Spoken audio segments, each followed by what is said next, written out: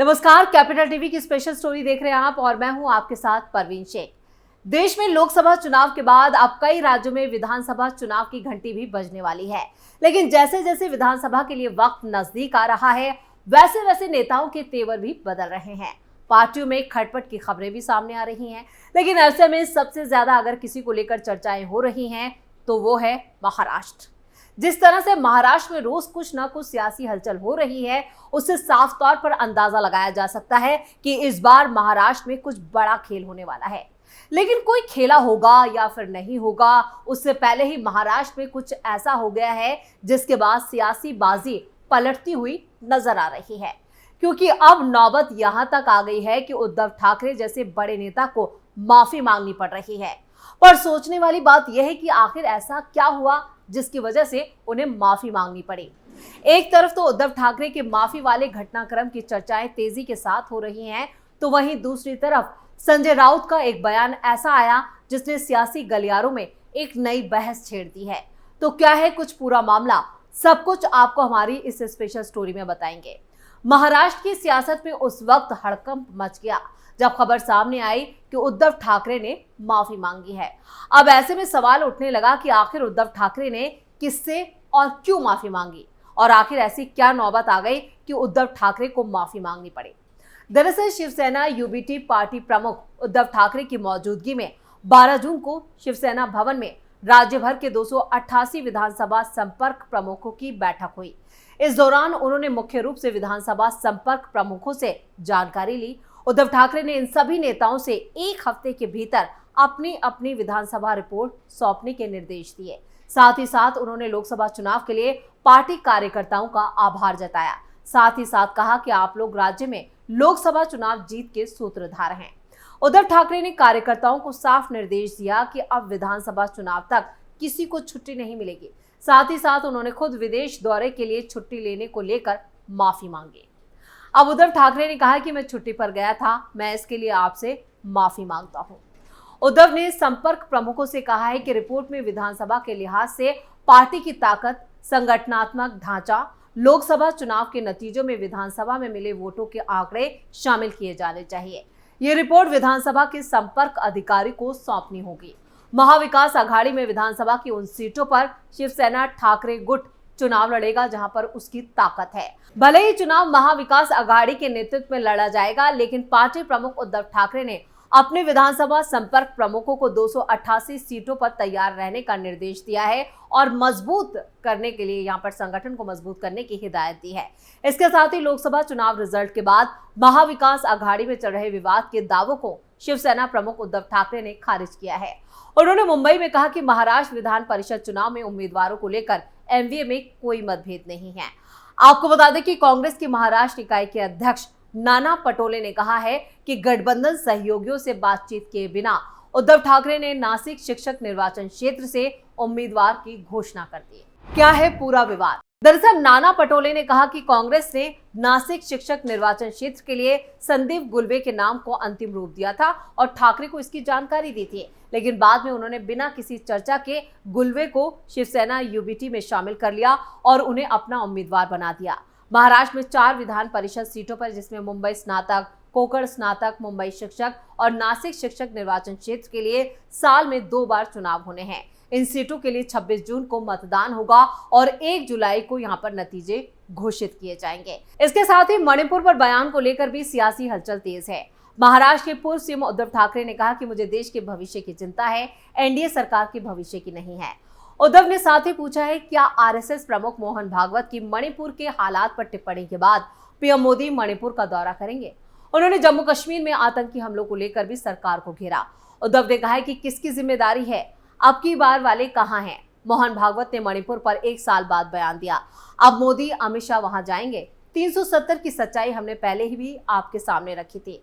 ये व्यस्त है तीसरी बार सरकार बनाने में, 3 दिनों में 3 हमले। यानी उद्धव ठाकरे ने मोदी सरकार को घेरा मोहन भागवत के बयान को लेकर। तो चलिए आपको बताते हैं कि क्या बोले मोहन भागवत, जिसकी वजह से विपक्षी पार्टियों ने मोदी सरकार को घेरना शुरू कर दिया। राष्ट्रीय स्वयंसेवक प्रमुख मोहन भागवत ने 10 जून को एक बड़ा बयान दिया था और जिसमें उन्होंने मणिपुर को लेकर जो बयान दिया उस पर खूब जमकर सियासत भी हुई। उन्होंने कहा था कि मणिपुर पिछले 1 साल से यहाँ पर शांति की राह देख रहा है। 10 साल पहले मणिपुर में शांति थी, ऐसा लगता है कि अब वहाँ बंदूक संस्कृति खत्म हो गई है, लेकिन राज्य में अचानक हिंसा बढ़ गई है। मणिपुर के हालात पर प्राथमिकता के साथ विचार करना चाहिए। चुनावी बयानबाजी से ऊपर उठकर राष्ट्र के सामने मौजूद समस्याओं पर ध्यान देने की जरूरत है। इन सीटों पर शिवसेना, यूबीटी और कांग्रेस लड़ेगी चुनाव। पार्टी नेता अंबादास दानवे ने कहा है कि ठाकरे ने सभी 288 विधानसभा क्षेत्रों के संपर्क प्रमुखों के साथ बातचीत की है और उन्हें इस साल के आखिर में होने वाले विधानसभा चुनावों की तैयारी करने के लिए कहा है। राज्य विधान परिषद के लिए चुनाव 26 जून को होने वाले हैं।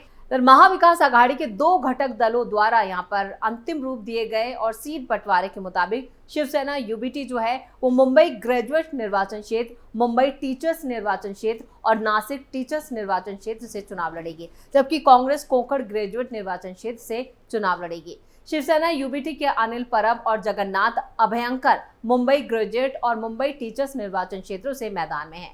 शिवसेना यूबीटी के अनिल परब और जगन्नाथ अभयंकर मुंबई ग्रेजुएट्स और मुंबई टीचर्स निर्वाचन क्षेत्रों से चुनावी मैदान में हैं। हाल ही में हुए लोकसभा चुनावों में शिवसेना यूबीटी ने 21 सीटों पर चुनाव लड़ा और 9 पर जीत हासिल की। संजय राउत के बयान से सियासी घमासान।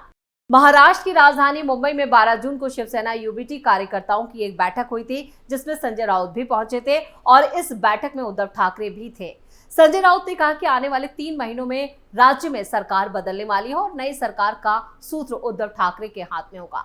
पिछले कुछ दिनों में महाराष्ट्र की सियासत में उठापटक मची हुई है। कांग्रेस की तरफ से उद्धव ठाकरे पर आने वाले विधानसभा परिषद के चुनावों और पार्टी जो अपने उम्मीदवारों की एक तरफा घोषणा करने को लेकर भी यहाँ पर आरोप लग रहे हैं, जिससे कांग्रेस और शिवसेना के बीच उठापटक है। दोनों दलों ने 12 जून को समझौते को अंतिम रूप दिया, जिसमें शिवसेना ने 4 में से 3 सीटों पर चुनाव लड़ने का फैसला किया, जबकि कांग्रेस पार्टी 1 सीट पर चुनाव लड़ेगी। महाराष्ट्र कांग्रेस अध्यक्ष नाना पटोले ने अपना विरोध जताते हुए कहा था, उद्धव ठाकरे ने गठबंधन यानी कि महाविकास आघाड़ी सहयोगियों से परामर्श किए बिना नासिक शिक्षक निर्वाचन क्षेत्र के लिए कांग्रेस की तरफ से तय किए गए उम्मीदवार को अपना प्रत्याशी बना दिया। हमें उम्मीद थी कि महाविकास आघाड़ी घटक दलों के साथ विचार विमर्श के बाद ही उम्मीदवारों और सीटों को अंतिम रूप दिया जाएगा। एमवीए में कांग्रेस, शरद पवार की एनसीपी और शिवसेना शामिल है। कांग्रेस नेता ने यह भी दावा किया कि जब उम्मीदवारों की घोषणा की गई थी तो उन्होंने उद्धव ठाकरे से संपर्क करने की कोशिश की थी, लेकिन शिवसेना यूबीटी प्रमुख विदेश में थे, इसलिए उनसे बातचीत नहीं हो पाई थी। इसके बाद पटोले ने कहा कि कांग्रेस ने नासिक शिक्षक निर्वाचन क्षेत्र के लिए संदीप गुलवे की उम्मीदवारी को अंतिम रूप दे दिया था और ठाकरे को इस बारे में जानकारी भी दी थी, लेकिन बाद में बिना किसी चर्चा के गुलवे को शिवसेना में शामिल कर लिया गया और उन्हें उद्धव की पार्टी ने अपना उम्मीदवार भी यहाँ पर घोषित कर दिया और मैदान में उतार दिया। उन्होंने कहा कि मैं सिर्फ इतना कहना चाहता हूँ कि अगर हम सामूहिक रूप से इन 4 एमएलसी सीटों पर सीट बंटवारे का फार्मूला तय कर लें तो हम सभी के लिए जीतना आसान हो जाएगा। इतना ही नहीं, एक ऐसी भी खबर सामने आई जिसने उद्धव ठाकरे की टेंशन बढ़ा दी है। दरअसल शिंदे गुट के सांसद और मंत्री प्रताप राव जाधव ने एक न्यूज चैनल से खास बातचीत में बड़ा बयान दिया। जाधव का दावा यहाँ पर रहा कि उद्धव गुट के सांसद उनके संपर्क में हैं। जाधव ने कहा कि जिस दिन उद्धव गुट के 4 से 5 सांसद खुलकर सामने आ जाएंगे, उन्हें शिंदे गुट अपने साथ ले लेगा। इधर शिवसेना गुट के सांसद प्रताप राव जाधव ने भी दावा किया, उद्धव ठाकरे गुट के सांसद और विधायक हमारे संपर्क में। हमारे नेता और मुख्यमंत्री एकनाथ शिंदे ने भी ये कल कहा था कि लोग संपर्क में हैं। आपको ये समझ आ जाना चाहिए कि संजय राउत रोज सवेरे आकर कहते हैं कि ये सरकार अस्थिर है, 8 दिनों में गिरेगी, 15 दिनों में गिरेगी। इसका मतलब यह है कि उनके जो अशांत सांसद हैं उन्हें रोकने की कोशिश कर रहे हैं। हमारे दरवाजे उनके लिए खुले हुए हैं। तो कार्यभार संभालने के बाद पहली प्रतिक्रिया देते हुए सांसद जाधव ने कहा है कि स्वास्थ्य मंत्रालय और राज्य मंत्री के नाते मैंने ये पद स्वीकार किया है और आयुष मंत्रालय में भी मैं वहां मंत्री के नाते काम करूंगा। हमें अच्छा पोर्टफोलियो मिला है। प्रताप राव जाधव ने बताया कि नरेंद्र मोदी ने मुझसे कहा था कि आज आपको पूरे देश में काम करने का मौका मिला है, तो जमीन पर पैर रखकर आप काम कीजिए, लोगों के बीच जाइए और पूरे लगन से काम कीजिए। आपको बता दें कि प्रताप राव जाधव केंद्रीय आयुष राज्य मंत्री, स्वतंत्र प्रभार और केंद्रीय स्वास्थ्य राज्य मंत्री बनाए गए हैं। कुल मिलाकर अगर देखा जाए तो महाराष्ट्र में इस वक्त सियासी खिचड़ी पक रही है। कभी कोई नेता आकर बयान देता है तो दूसरी पार्टी के सांसद उसके संपर्क में हैं, तो कभी कोई दूसरा आकर कोई बड़ा दावा कर देता है। लेकिन जिस तरह से लगातार महाराष्ट्र में सियासी समीकरण बदल रहे हैं, उससे साफ अंदाजा लगाया जा सकता है कि इस बार महाराष्ट्र में कुछ बड़ा हो सकता है। स्पेशल स्टोरी में फिलहाल के लिए इतना ही। बाकी खबरों के लिए देखते रहिए कैपिटल टीवी।